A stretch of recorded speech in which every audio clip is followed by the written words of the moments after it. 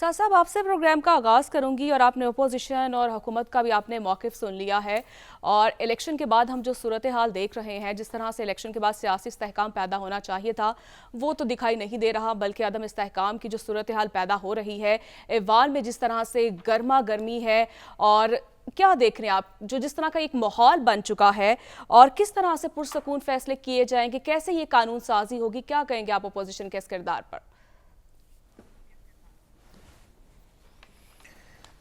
देखिए, सबसे पहली बात तो ये है कि इस तरह की जमहूरियत जिसमें लोग एक दूसरे से बात करने के रवादार हों, ये किसी भी सियासी सिस्टम को देरपा जमहूरियत इसको नहीं तसव्वुर करना चाहिए। ऐसी जमहूरियत अनफॉर्चुनेटली माजी में जहाँ जहाँ पे पाकिस्तान में जब हुई या दीगर ममालिक में हुई तो उसके अंदर ज़्यादा दवाम नहीं था। तो इसलिए बड़ा ज़रूरी है कि पाकिस्तान के अंदर हमारी उम्मीद ये थी कि इलेक्शंस के बाद कोई ऐसा पार्लियामेंट्री पॉलिटिकल सेटअप आएगा जो एक दूसरे से बात भी करेगा, जो पाकिस्तान के बुनियादी कुछ मसाइल पे इकट्ठा भी चलेगा और सियासी बातों पे एक दूसरे के साथ जो सियासी मुखालफत है पॉलिसीज़ के ऊपर वो चलती रहेगी। लेकिन इलेक्शन के अंदर और इलेक्शन के दिनों के बाद से अब से पिछले चंद हफ्तों के अंदर जो हुआ और इलेक्शन से पहले जो पॉलिटिकल ग्रीवियंसेस थीं, ख़ास तौर पे एक पॉलिटिकल पार्टी की कि उनके लोगों को प्रोसिक्यूट किया जा रहा है, उसकी वजह से लगता ये है, और दूसरी तरफ भी एक रिजिड स्टांस है, उसकी वजह से लगता ये है कि ये उम्मीद तो अब तकरीबन दम तोड़ती नज़र आती है कि हमारे पास इस इलेक्शन के बाद एक ऐसी पार्लियामान होगी जो एक दूसरे के साथ मिल के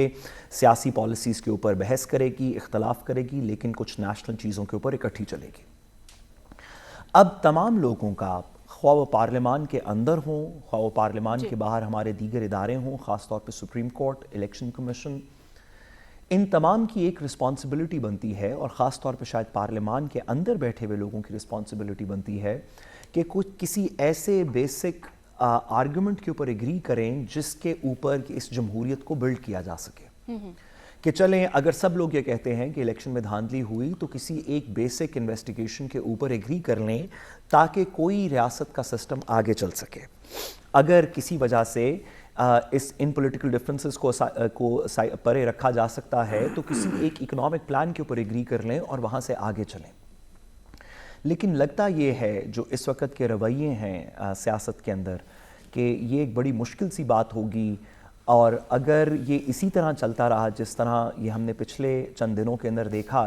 तो पाकिस्तान के पास तरक्की के रास्ते और तरक्की का वक्त आहिस्ता आहिस्ता कम होता जाएगा और हमें कोई पॉलिटिकल रीसेटलमेंट करनी पड़ेगी, ख्वाह वो एक नए इलेक्शन के तौर पे हो या वो किसी और तरीके से हो जिसमें सब लोग जिसके बाद किसी एक कंसर्टेड एफर्ट के साथ किसी एक डायरेक्शन में चल सकें। ऐसे रियासतें 21वीं सदी में नहीं चल सकती। जी ठीक है।